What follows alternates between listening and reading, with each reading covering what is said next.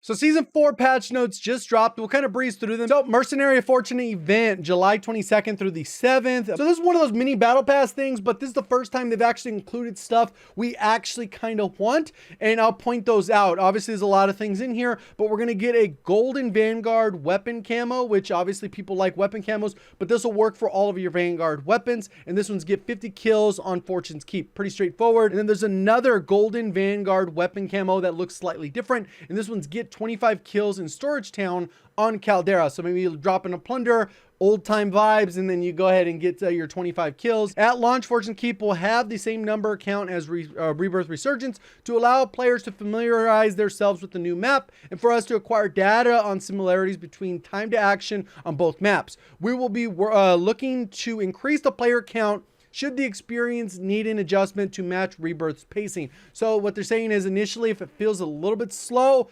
okay, cool. Let them know, hey, it feels a little bit slow. They're going to be pulling data, and then they'll bump these up, hopefully closer to like 50 and 60 if the map, because it is a bigger map.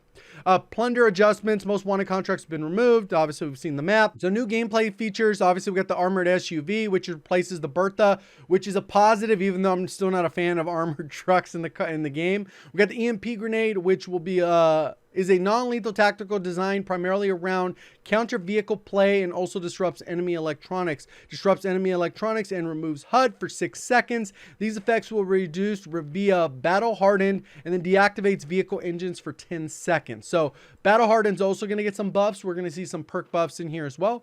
Broken ATMs, new interactable. Players can choose to visit broken ATMs around the map for guaranteed source of cash. Funds periodically spawn near broken ATMs up to a maximum cap if left unlooted. So you'll just kind of have that spot. Hey, let's go ahead and swing by the ATM, pick up 10 grand cash or whatever the number is going to be. And then there's also going to be portable but redeploy balloons. This is all modes, and this will be in season. So it won't be day one. They're going to implement the stuff, and then they'll add this in. And all these other things are day one. Loadout crate UI selection, it'll always be defaulted to the top. And this will just allow for consistency because sometimes you might accidentally grab the wrong loadout. Now it'll always be the same and it'll always be at the top. So if you want your favorite loadout to be the top one that you always grab, I would recommend that so you don't have to toggle through the different options. Gas mask animation. The brake animation will no longer interrupt parachute falling. I know there was issues with gas mask where before if it was putting it on or off, they fixed that, but it appears that the brake animation was slightly different. So now they've adjusted for that as well. Buy station menus, option added in the settings. So this is a new setting to allow players to enable the ability to remain in the buy station UI when making multiple purchases. So for example, if there's a fire sale and you're going to buy 10 UAVs, you can go in there, you have to open it, buy, open it, go buy, open it, go buy. There are settings where you're going to be able to go into it and then you adjust it so that the menu stays open as long as you want. So if you want to buy teammates, you just go boom, boom, boom, boom. You know, you go through and you can buy and it's not going to automatically kick you out. And then you have the option to back out of the menu. And although it will feel a little bit weird, like when they change the other parts of the buy station with the confirmation prompt, once you get used to it, it should I theoretically be better, but this one's kind of one of those ones you'd have to try for yourself. Also, it'll have player-owned inventory will be indicated next to items in the brackets, i.e. gas mask. It'll say you have one, maybe the number of plates you have, so that when you're in the menu, you don't have to double check to see what you have and don't have. If you have a armor box or something like that. Deployable buy stations will now live for longer in the gas. So if you want to make a gas play, you can go ahead and throw one out there. It will still despawn like the normal ones do, but at least you have that option. Fire sale event. Self-revives now have a small cost associated with them. Loadout drop markers now receive a discount, and that also applies with Hardline, which we'll get to, which is, you know, if you get the perk, then that works out. Infill POI text, they've updated the font so that all of them are white except for the high value loot ones will now be the golden color. So there's a distinction versus yellow and then like more yellow with the box around it. A little bit easier to read. Out of bounds timer has been increased to 10 seconds from 5, which kind of just helps for that in case you just randomly get out of bounds, or maybe you're messing with your teammates, you drive them into the out of bounds and then you're trying to get them killed and then they're able to still make it back in.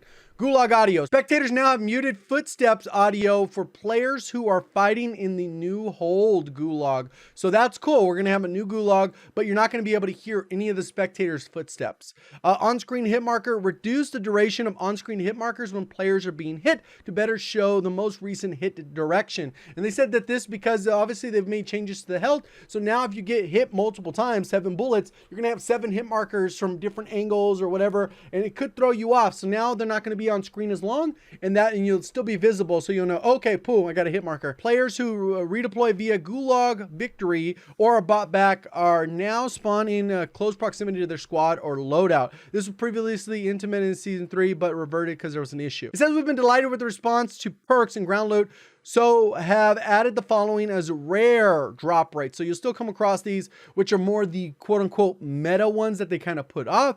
And then we got perk adjustments, battle hardened, stun. Now you get a resistance of 70% versus 40. Scavenger is kind of crazy. For each additional scav pack you get, you're going to get 500 cash. So guaranteed that just stacks up 500 cash per kill if you're able to loot them. Hardline now provides a 25% discount on all items at the buy station, including loadout drops. Previous adjustments, restock perk is up to 30 from 25, and the jammer reduced rate for Resurgence and Fortune's Keep. It'll still be the same rate over in Caldera.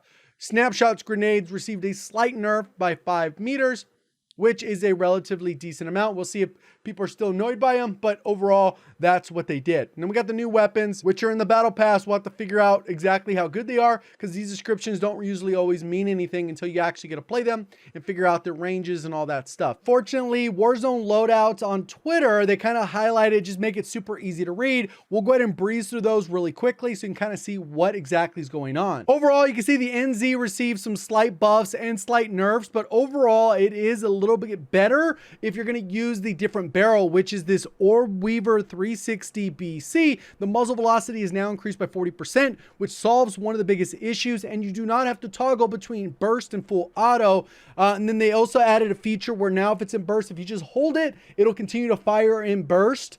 And then you could toggle to full auto and you can go that route as well. Bar receives some buffs, some nerfs. Overall, people aren't really hardcore using the bar, so I don't see that one kind of like getting this huge spike up. STG got nerfed.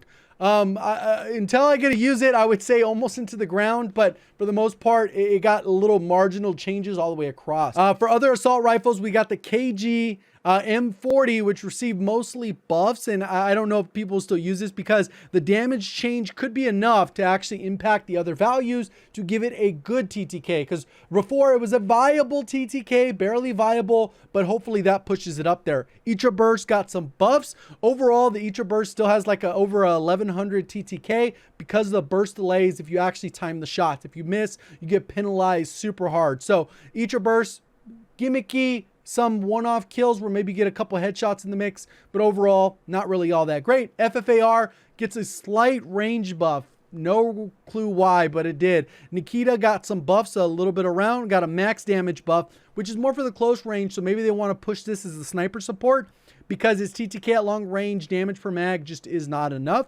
Then we got the AK-47 gets a slight buff. Sustained recoil slightly increased. That sounds actually like a nerf, so maybe they have that one wrong. Vargo 52 muzzle velocity increase. Vargo gets buffed. Vargo was already good to begin with, so this is actually a cool change in my opinion. They actually buffed the ADS time, or the weapon swap time, which is nice, and then they buffed the attachments to help with the recoil control, even though it didn't have a ton of recoil. AS44 basically gets buffed across the board. And I think they want people to use this one as well, just because the TTK is good, but that initial recoil gets you. So sniper support, gimmicky hipfire build, still probably there, but overall as like a meta, we'll have to wait and see. Cooper got a damage buff, which is desperately needed, and they actually modified the recoil to make it less recoil so that you do not have to run tight grip, so you can run one of those other attachments that it has in that perk 1 category. That brings us to the LMGs, marksman rifles, and other guns here, and then we got the Whitley got a buff, which a Whitley was already good to begin with, but it was an LMG, still suffers from only having a 40 round mag. We got the DP, which is muzzle velocity, Bren muzzle velocity, type 11 muzzle velocity. Amp got nerfed everywhere except for up close. It does a little bit more damage, so that first damage range could still be good, but these other nerfs could make it so it's like you get your 1 kill and then you pick up their gun kind of at that point. That's kind of where they want pistols. The MG42 got buffs and nerfs. Max damage increased and then min damage increased. So overall damage is going to be better. But they've kind of slowed it down a little bit. Muzzle velocity got a slight buff to muzzle velocity. That's almost nothing. And then the damage range increases. And then tight grip, recoil provided by tight grip has now been decreased for MG42. So that is kind of like the throw off, because that made every gun just so dumb. The rat gets an increase all the way across the board, but the rat isn't anything special. M1 Grand also gets a buff, upper torso multiplier increase, so you don't have to, it's a little bit more forgiving, but the fire rate's still too slow, I think. SVT 40 gets a slight buff to the lower torso. Crossbow got a buff. Shadow, R1 Shadow, which is another crossbow, and then the Diamatti got a nerf. And that brings us to the SMGs. The SMGs got touched pretty heavily. We got the Armaguerra, which got buffs and nerfs, mostly buffs to its damage, so its TTKs are a little bit more in line with something like the Blixen, but it also got its ranges reduced or fire rate slightly reduced. Overall, I think it's a net positive, even though there's a ton of red on the Armaguerra. I think it's a net positive for the weapon to be a little bit more reliable, because there's so many instances where it just killed a little too slow. Blixen gets a little bit of a nerf all the way across the board. Mid damage decreased, not the min damage, so it's still going to be good up until that like 12-ish meters, depending on the build you're using, up to 15-ish meters if you have the fully decked out one. You're going to get more muzzle velocity with the RMK barrel, but you're going to get worse recoil. Then the last barrel that basically removed a lot of the recoil doesn't remove quite as much. And then the Gorenko 54, the headshot damage multiplier was decreased. So I think they just want this to be as consistent as possible. But overall, I think the Blixen will still be one of the best, if not the best SMG, just not going to be overpowered anymore. Then we got the MAC-10, which got the buff. It kind of needed, but no one was talking about. And then the Type 100 got nerfs all the way across the board. Owen gun got nerfed everywhere except for this max range.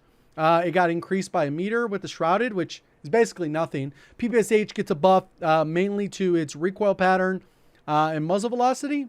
So we'll see how that goes. Stand got buffed, and the Stand's always been one of those ones that's a sleeper.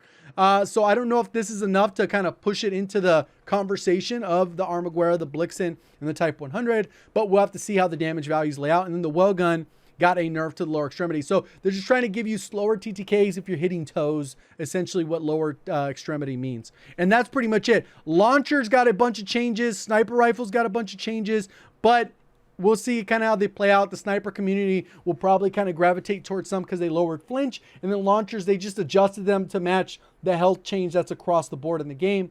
It doesn't really change. You're still going to get one shot if you get direct impact. If you have EOD, it's going to help. If you get kind of hit nearby you, you better be fully plated or else you could die. And that's kind of how it goes. Appreciate all the support. See you on the next one. Thank you for watching. As always, have a great day.